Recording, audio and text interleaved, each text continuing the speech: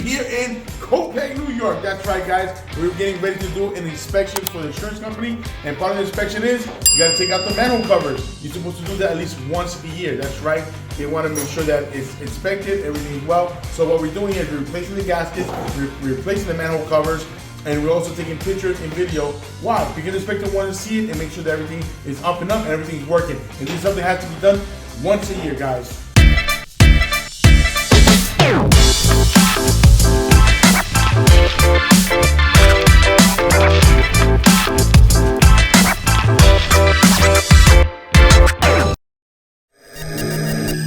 So, as you guys can see, the guys behind me are working, but we're doing the upper manhole, the lower manhole. There's also another one here. There's a total of 4.